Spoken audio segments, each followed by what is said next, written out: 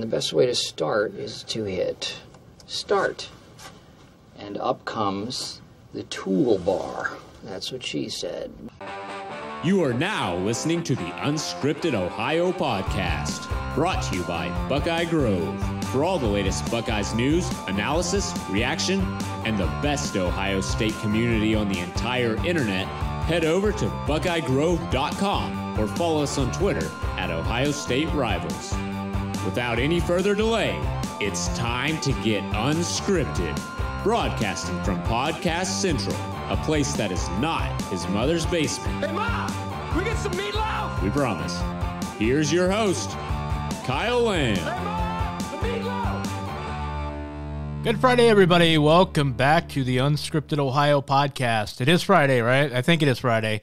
I'm your host, Kyle Lamb, and I have a lot I want to talk about. I apologize. I know people have been asking to try to get some more guests, more interviews on the show, and that is something I've been trying to work on. The scheduling of the show has been kind of tough because I record my Monday shows on Sundays, so it's hard to get guests on Sundays, except for the people that I know, Mark and Kirk and Ross, and those guys are more than gracious to come on a Sunday, but it's hard to get regional and national guests to come along Sunday afternoon and record these things. And, sometimes it's hard to think about it, many days in advance, especially for time-sensitive material.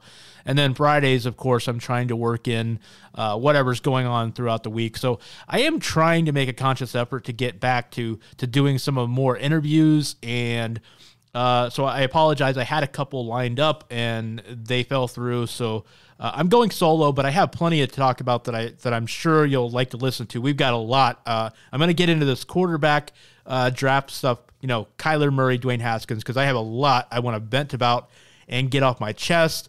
Jonah Jackson, Ohio State, landed their grad transfer target this week, the senior to be out of Rutgers. I'll get into that. Justin Ahrens, what? Wow. I mean, where did that come from? Dropping 29 points on Iowa. Big home win for the Buckeyes this week in basketball. And some Ohio State basketball recruiting news, potentially. I will talk about that later on in the show as well. As I said, I want to get into some more interviews, and one of the ways that I'm going to be able to continue to build this podcast into where I would like to see it go is by having more content, more time to get some of these interviews and have a more flexible schedule. And one of the ways I can do that is by having the resources to build it out to potentially 3, 4, 5 shows a week.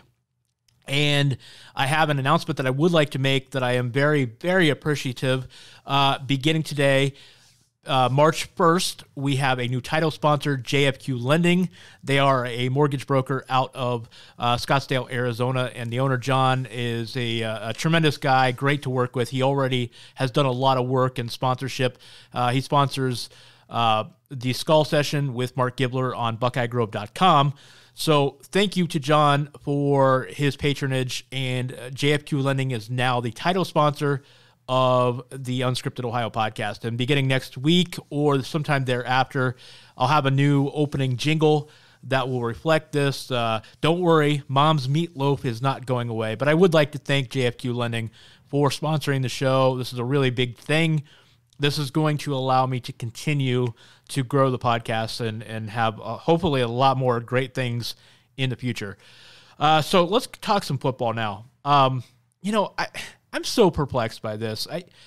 Has the world gone completely mad? Has it gone crazy? What is the deal with this Kyler Murray talk? It's like, I just don't get this, okay? Like, I'm seeing this in so many places, and I can't tell if these draft experts, and I'm using air quotes when I say experts. I can't tell if they're trolling, if they just, if they're not paying any attention. What are they watching? Kyler Murray on Thursday, checked into the NFL Draft Combine and was measured at just over 5'10". Okay, and I think a tenth of an inch or something like that. I don't know, well, just over 5'10", basically. And, the world is just going, crazy because, oh my gosh, he's not 5'9", he's actually 5'10".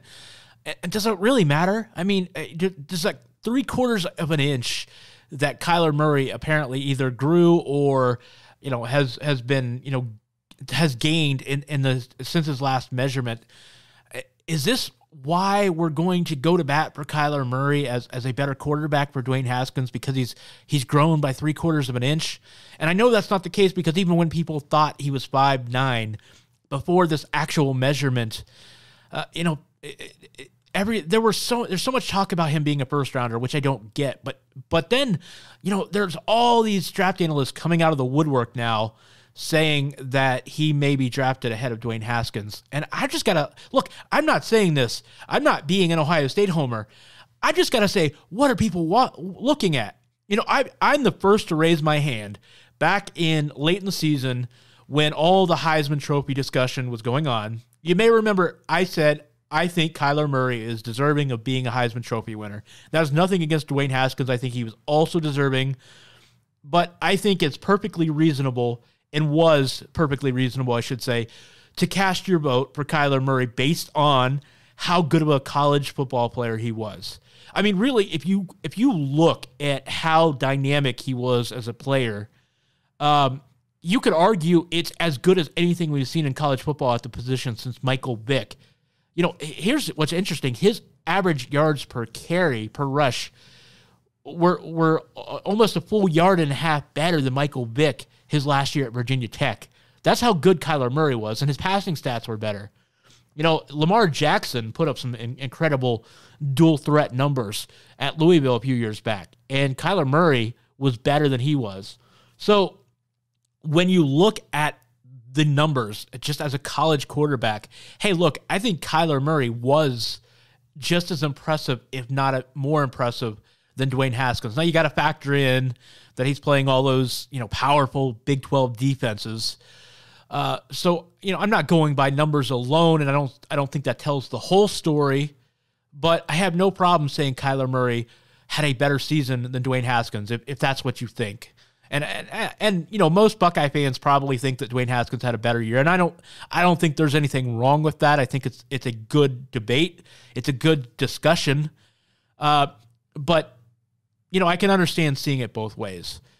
But when you look at the numbers and try to project out, and you look at the skill levels and you try to project out what they're going to do at the NFL level, even as an impartial observer, you gotta scratch your head and say, what's going on here with all these draft projections? Because I'm just not seeing it. Watching Dwayne Haskins throw the football and look at his arm and being 6'3" or 6'4", it's not everything that you want to have in an NFL pocket passer as opposed to being 5'10". You shouldn't look at size alone, in my opinion. But when you take into account the size and the arm strength and Haskins making all the throws that that you can make at the NFL level, I'm not understanding where all these people are coming from. And I don't think they're all trolls. I mean, some of them I think are legitimately trying to do a good job. I'm sure that there are some that are just trying to get attention, but not all of them fit that description. I finally saw this week, and I tweeted this out on Twitter. You can follow me at KYLam8 if you're not doing so already. I thought the first sensible tweet about this I've seen this entire offseason. It came from Ian Wharton, that is at NFL Film Study. He is an analyst for Optimum Scouting. You can follow them at Optimum Scouting on Twitter. And, he came out with a set of numbers basically showing what Haskins and Murray did this season and by way of an adjusted completion percentage. And he compared it to the last several number one quarterbacks taken in the NFL draft, going back Baker Mayfield this past year, Mitch Trubisky, Jared Goff, Jameis Winston, Blake Bortles, E.J. Manuel, and Andrew Luck. He compared their adjusted numbers. And again, he says to look at these numbers as sort of an adjusted completion percentage, okay? Based on the type of throws made relative to league average, or in this case, college football average, and, taking into competition and all that. So here are the numbers, and these really, really stand out. And when you look at these numbers, I think these numbers paint an entirely different picture from the one that we're seeing by people championing Kyler Murray as a better NFL draft prospect. This past year, okay, overall accuracy, the overall completion percentage, adjusted completion percentage for Dwayne Haskins was basically 79%. Kyler Murray was 74%. For context, Dwayne Haskins, in all these group of number one quarterbacks taken since 2012, 79% is the best, with Andrew Luck being second at 78%. Then you move on, accuracy past the line of scrimmage. Dwayne Haskins at 74%, Kyler Murray at 69, almost 70%. Dwayne Haskins is second in this metric, with, again, Andrew Luck being the best out of this group, 75%. Now, we look at one, and this is the one I like because, there is some criticism out there of how Dwayne Haskins handles pressure. And I hear the go-to line, and this drives me crazy because you hear it all the time. Well, he doesn't handle pressure as well. When he's rushed, he doesn't throw the ball as accurately. Duh. I mean, doesn't that go for almost every single quarterback that's ever played the game? They're not going to be as accurate with pressure as they are when they have a clean pocket. When they can stand in the pocket for 3, 4, 5 seconds, which, in the NFL, you're rarely going to get 4 or 5 seconds to stand in the pocket. But in college football, especially, there's a big difference between when you have 2 or 3 seconds to throw and when you have 4 or 5 seconds to throw. So no quarterback is going to handle that as well. Now, there are some that are going to handle pressure better than others, but you're always going to see diminishing returns when you're pressured. But this is something that has been said, well, Haskins doesn't handle pressure very well. Okay, well, this is interesting because according to Ian's numbers, that is not accurate. So Ian's stats here has Haskins completing 63% of his passes against pressure, and this is interesting because out of this group, the next best in that group is Jared Goff. His last year at Cal, he was at 58%. Now, Andrew Luck was at 54%. By comparison, Kyler Murray is at 52%. And then there are a couple here, E.J. Manuel and Jameis Winston, who are really bad against pressure. Jameis Winston being the worst of this bunch at 42. So, again, another myth kind of, I don't want to say shredded here. Another myth, not necessarily busted, but certainly when you actually bring facts into the equation, you get Dwayne Haskins looking like the better quarterback of the two. Now let's continue. 3rd and 4th down accuracy. Dwayne Haskins, 81%. Kyler Murray, 73.5%. Again, out of this group of all the number one quarterbacks taken since 2012, Dwayne Haskins is by head and shoulders the best in this metric. Jared Goff being second at 77%.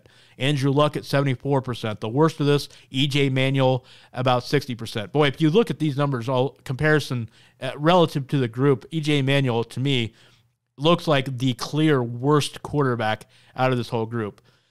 So then you go interceptable pass percentage. And I know I saw an interesting point, and I'll get to that here in a second.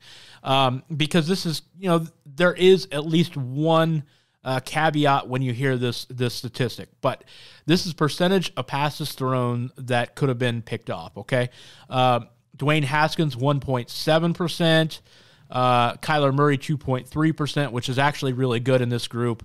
Andrew Luck was 3.6%, Blake Bortles 3.6%, Jameis Winston 5.9%, incredibly low, bad statistic there for him.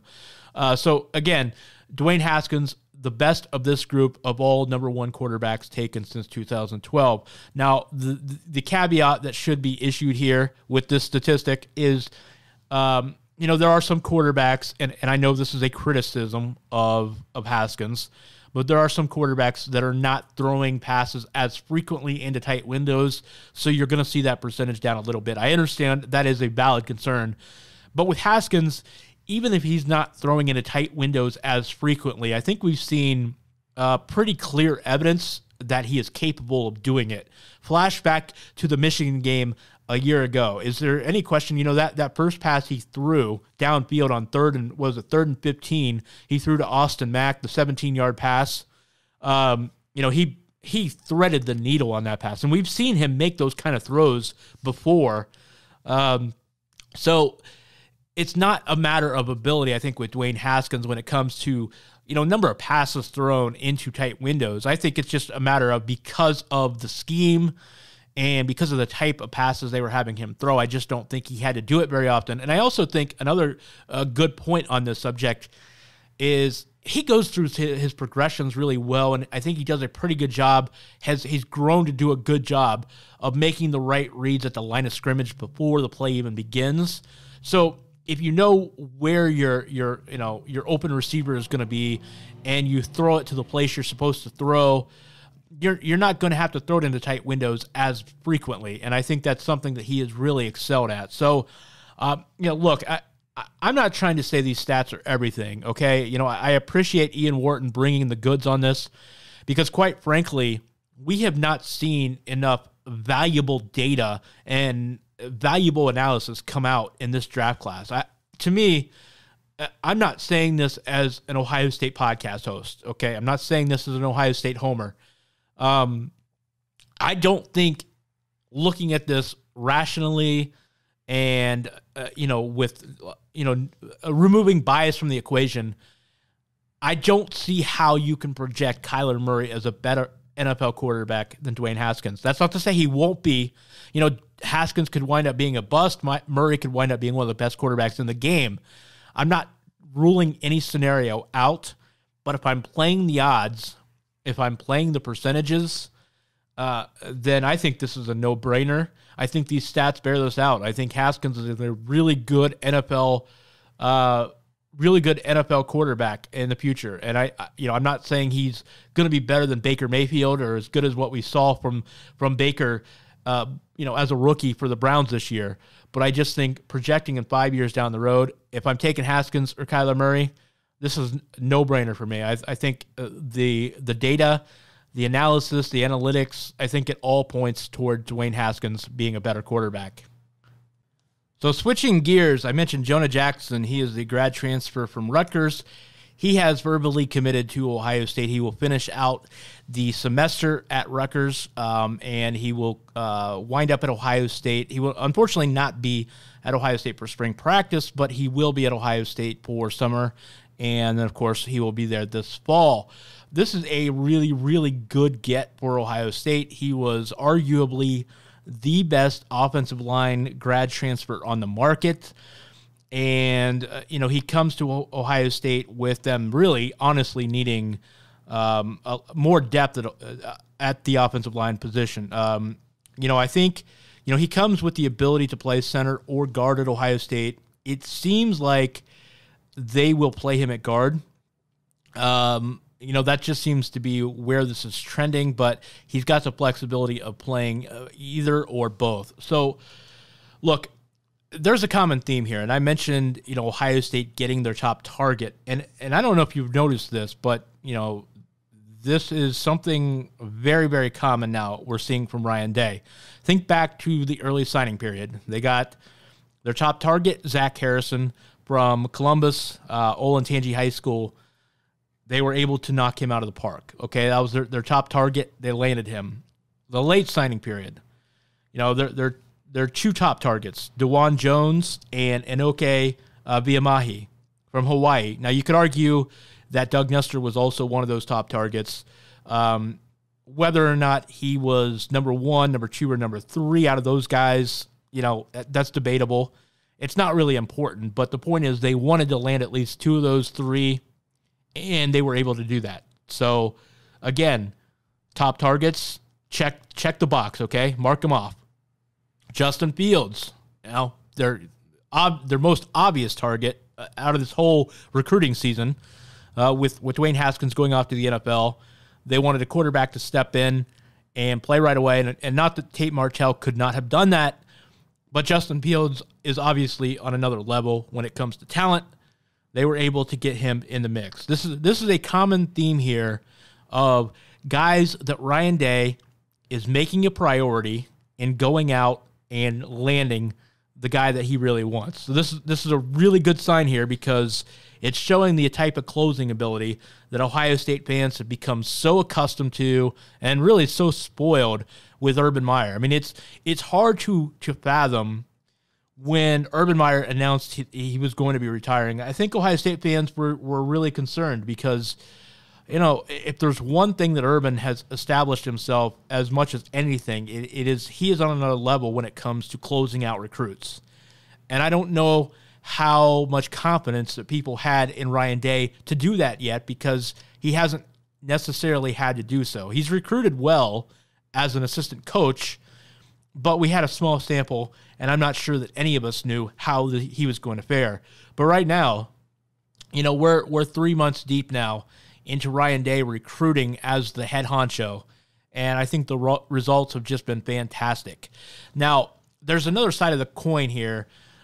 For as much as Ohio State needs offensive linemen, and they're going to be replacing 4 of them coming into the season, it's not necessarily that they can't replace them because there's a lot of talent coming up, and some of these guys stepped in and during injuries and various scenarios this past year. So I think Ohio State's line is going to be in really good shape this year.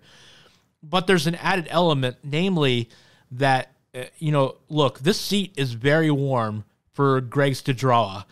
Stud has got to improve. He's got to improve as a recruiter, but he's really got to prove himself, period. I actually feel like this is a do or die for Stud. I think he's got to go out. I think the offensive line needs to be spectacular, not just pass pro. They were really good in pass protection this past year, but they've got to improve on the run game because they were not able to run like Ohio State teams of the past have been able to run this past year. They got a little bit better towards the end of the season, and they were able to run a little bit more in short yardage situations at the end of the year, which is something they lacked. And hey, give the line credit for improving as the year went on. But out of the gate this year, Ohio State's line needs to be kicking some butts and taking some names. They got to get back to power football where not just running when they can run, but they need to be able to take over a game with running first, okay? Even if it's a 55-45 balance in favor of the pass and Justin Fields is throwing for over 3,000 yards or 4,000 yards, they still need that power running game back because they lacked it this year, and it really hurt them early on. And I think that was one of the things, in the Purdue game, and it wasn't just the Purdue game, but other games before that, not having that the ability to take over and really dominate the line of scrimmage. I really thought that was one of the big problems for last year. So this Ohio State line has got to show up and show out. And I think this is a great pickup. I think Jonah Jackson is going to be a great starter for Ohio State. I think across the board, despite the new starters, I think Ohio State will be very good on the line. But Stud has got to get it done, not just on the field, but off the field with recruiting. Because my spidey sense tells me that if both things are not accomplished, if the line does not improve this year and the recruiting does not improve by Stud, I think, just my opinion, this is, again, I'm just projecting here, I think you will see a mutual parting of ways next offseason if things don't improve. Now, they might, and what defines improvement? I just think, again, I think the running numbers have got to be back to where they were the year before or close to them. And I think the recruiting, however you want to measure that, and it's hard to differentiate assistant coaches from what the entire staff or the head coach is doing. But I do think his relationship and his ability to land offensive line recruits has got to get a little bit better. So we'll see how that goes, but it is going to be interesting. So I want to switch gears now to Ohio State basketball. I mentioned it's bewilderment, I think is the best way to put it. Justin Ahrens going off on Tuesday to the tune of 29 points. Okay, 29 points. Remember, he had 38 points all season long coming into this game and 130 minutes played, I think. And he added another 30 minutes and put up 29 points on 7 of 11 shooting. And then 3 rebounds, a pair of assists, and a steal to go along with those numbers. Okay, so I talked about Ahrens on the podcast earlier this week. And look, I said I was really impressed with how he played in Maryland, and I thought this was a key that they need his presence. They were plus 10 when he was on the floor against Maryland. They were actually plus 31 with him on the floor in this game against Iowa. What Justin Ahrens did and is doing in the last 2 games. Now, okay, actually, let me back up the truck. Beep, beep, beep. That's my truck backing up noise. Let me preface this by saying 29 points is not realistic, okay? He is not a good enough shooter yet to expect him to go off this frequently or to that kind of, 20 to the tune of 29 points. That's just not realistic to expect. So Ohio State, you could say if Ohio State gets 20 to 29 points out of Justin Ahrens every game, that dramatically changes their ceiling, and that would be true, it does. But that's not a realistic expectation. However, what we saw Ahrens do against Maryland, if Ohio State can get at least that and a little bit more in most of these games down the stretch, even if it's somewhere between 9 points and 29 points, let's say they're getting 13, 14, 15 points a game out of Justin, that dramatically changes the complexion of this Ohio State offense, because I think one of the things they have been missing is that knockdown shooter, that outside threat that they can count on. Luther went through a stretch in the middle of the Big Ten season where he was doing that. Remember a few weeks ago, he was the second leading shooter in the Big Ten in three-pointers, 3-point percentage made. So he was doing it for a while, but he has completely fallen off the cliff. I think he hit a freshman wall. He's just he's not able to get his shot back right now. So if they can find somebody to step in, and Dwayne Washington is starting to do it too. Washington has looked really good the last few games as well. He's assertive. He looks healthy again. Remember, he was battling the flu for several games, and I think that really threw him out of a rhythm for maybe a half a dozen games or so. But with Ahrens stepping up now, Washington slowly coming back, Keyshawn Woods playing better the last few games. Look, there are just some small signs now that Ohio State has a chance of really putting something together and getting hot down the stretch. What does that mean? Does that mean winning a couple games in the Big Ten tournament, getting into the NCAA tournament and winning 1 game, winning 2 games and getting into the second weekend? Does it mean a Final Four run? I don't know what that means. But I'm just saying that the biggest problem they've had is not having guys that can step up and score. It's that they have not. They've had several guys show flashes, but they have not had anybody do it simultaneously. So if you get Washington and Ahrens and Woods and maybe Jackson or Muhammad, if you get 2 or 3 of these guys all playing well at the same time, this really changes the offense for Ohio State. It changes the calculus. I got to tell you what now. I mean, you guys saw it. You saw the impact that Ahrens has made on the Ohio State offense the last couple games. When he's making shots, I mean, that team and that building, the atmosphere, it became electric. It pumped up this team that we have not seen really all season. I mean, maybe they were playing really well early on against Cincinnati or Creighton early in the year, but this is an energy that we have not seen from Ohio State, and I really attribute it to Ahrens. I think he has completely changed the way this Ohio State offense functions.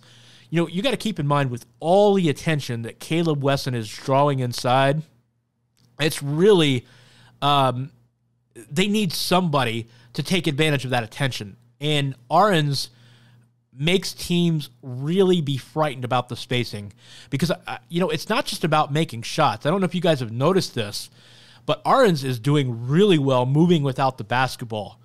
He gave a couple of give and goes to Caleb where he'd pass it into the baseline or he'd pass it into the high post to Wesson, and then he'd take off with either a back cut or a baseline cut, and then Wesson would run the give and go. And it didn't lead to a basket in any of the 3 or 4 times I saw it against Iowa. But, one time I think, Ahrens fumbled the ball and it went out of bounds. Another time He took it, and instead of shooting, he passed it out to an open three. It hasn't necessarily directly led to points when it happened, but it has completely changed the offense. It's gotten the ball moving. And again, Ahrens has just really changed this team for the better. Early in the year, and a lot of people have asked, why hasn't he played? Why are we taking so long? Why has it taken so long to see this incorporated into Ohio State? Well, you got to remember, early in the year, he was not a very good defensive player. He was not making very good decisions. His shot selection was poor. He was turning the ball over a little bit. He was a freshman, a freshman being a freshman, and he just was not ready to make this kind of an impact early in the year. But, Chris Holtmann has credited him for bringing his defense along. He's gotten better. He's no longer a liability out there. He's not going to be mistaken for an Aaron Kraft or a Luther Muhammad or David Lighty. He's not going to go out and shut players down individually. But his scouting report defense, his awareness for what the other teams are trying to do has improved. He's giving it max effort. And on offense, he really is making an impact, not just with shooting, but with rebounding, with his hustle, with his movement away from the ball. All of these things are making a tangible difference right now. I'm not going to sit here and tell you that all of a sudden Ohio State is in position to make a Final Four run because Justin Ahrens went off for 29 points after one game. It's too soon to make any of those kind of predictions, but I will say that type of game that we saw against Iowa was potentially a game changer. He's not going to score 25 to 30 points again this season. That's just not going to happen. But he doesn't need to. They just need to get 12, 15 points out of him. And if they can, which I think is possible, then Ohio State is in really good shape going forward. So Justin Ahrens, a very improbable 29 points against Iowa, nearly doubled his entire season output with one game. And suddenly the Buckeyes now, they got to get back on track. They got to keep this going. I think they're in really good shape for the NCAA tournament. I don't think it's a 100% done deal lock, but I would say probably a 95% chance that they're in regardless. But if they can go into Mackey Arena this weekend and play Purdue and steal one on the road from the Boilermakers, then you can chalk it up. You can write it down in pen, put it in ink. It will be a done deal. Ohio State will be in the NCAA tournament if they win this weekend. And if they do, they can get some confidence going into the tournament, in the Big Ten tournament, and then maybe carry it over into the NCAA tournament, which they will be. Again, if they win at Purdue, I think if they win one of these three, at Purdue, at Northwestern, or home against Wisconsin, I think if they win one, they're definitely in no matter what. I think losing all three, they could still sneak in, but you'd rather not sweat it out on Selection Sunday. So, hey, why settle for one? Why not expect Ohio State to go out and win all three, right? Shoot high, aim high. They're capable of winning these games. Even at Purdue, they're capable of winning, but we will see what happens this weekend. Stretch runtime here at Unscripted Ohio. Kick up your feet as we cross the finish line with the Buckeye Beat, the latest in Ohio State news and notes. Kick the tires and light the fires, Big Daddy. All right, before we call it a day and call it quits and go on to our weekend, one final note. I mentioned this at the top, a basketball recruiting note. You may have seen the report that Ohio State may be getting a visit from Ibrahima Diallo. He is a 7-footer native of Senegal. He now plays his basketball at Prolific Prep Academy in California. He came to the United States last year, where he played at Victory Prep in Florida. So here's the deal. One note I want to make on this. So Diallo is talking to Ohio State, and he is trying to work out a visit. But from what I understand is that visit is not yet been set up, and it's not a guarantee. He has not actually even been offered by Ohio State as of yet, from what I can tell. So here's what I think is going on here. Ohio State has one scholarship to hand out for the 2019 or for the 2020 basketball class. or I should say 2019, I'm sorry. So they have one scholarship, and that is because of Micah Potter transferring. He will be eligible at Wisconsin this next season. So Ohio State has one scholarship to pass out. Now, it would make sense that Ohio State would be interested in somebody like Diallo because they don't have a true backup to Caleb Wesson. Now, of course, they've been tracking the progress of Ben Roderick up at Olentangy Liberty. He's another good player. Look, I don't know if Ohio State's going to offer him or not. I think he's a good scorer. He's not an elite athlete. The biggest issue with him is that is he different? Does he bring something to the table that Ohio State does not already have on the wing? And I'm not sure that he does. And Ohio State has been monitoring him. They've been watching his games, tracking his progress. If he can make a deep run into the high school basketball tournament and play a little bit better competition, not that the OCC competition is bad, but if he can play better competition, they can get into the regionals or beyond, maybe he can do something to show Ohio State that he is worth the scholarship offer. But I think all things being equal here, I'm not sure that Roderick is going to get the offer because of the position he plays. I'm not sure he's enough of an upgrade. Not that he's not a bad player or can't play at Ohio State. I think he can. I'm just not sure he's enough of an upgrade on the roster from what they have to spend at this position. Now, Diallo, on the other hand, is very, very raw, and I think his floor is probably lower than Roderick's, albeit being a completely different player. But Diallo is a guy that, even if his offense doesn't click, he could be a defensive stopper, he could be a shot blocker, a rebounder, and he's got NBA lottery type of potential. I don't know if he's ever going to reach that. Right now, his biggest and best offer is to Pittsburgh, which he visited a couple of weeks ago and are considered the favorites for right now. So this is worth keeping an eye on. I'm not sure Ohio State will offer him, but he is talking to Ohio State. They're talking about working out a visit. We'll see what happens here. He's a really intriguing prospect. Again, very athletic, 7 foot, long arms. So I can see why Ohio State would consider taking him. He would be a true backup to Wesson and a chance to really change Ohio State defensively, because when you have a big 7-footer with that kind of wingspan and that kind of shot blocking ability, he would be really good to have on the floor with guys like Luther and Andre and Kyle Young and EJ Liddell and Musa Jallow and some of these guys that can really play defense. Having him back there as an eraser, a guy to erase mistakes on the rare occasion where they give up penetration, that kind of guy really helps to have on the floor. Again, we'll see though. Ibrahima Diallo, he is a 7-footer from Senegal, plays at Prolific Prep Academy in California, reportedly trying to work out a visit to Ohio State here in the next couple of weeks. We'll see what happens with that. We will keep our eyes open, our eyes peeled, and if anything happens, we will discuss it here on the Unscripted Ohio podcast. That is going to do it for me today. I hope everybody has a great weekend. You can catch me on Twitter at KYLam8. You can catch the show every Monday and Friday on BuckeyeGrove.com. Remember, we are now brought to you by JFQ Lending, as well as presented by Buckeye Grove. You can, of course, listen also on SoundCloud, iTunes, Google Play, Spotify, and Stitcher.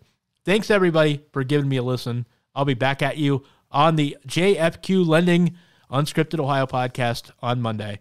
Have a great weekend. You can get new episodes of Unscripted Ohio on Mondays and Fridays exclusively at BuckeyeGrove.com or anytime on SoundCloud, iTunes, Google Play, or Stitcher. Be sure to subscribe to stay up to date on all things Ohio State.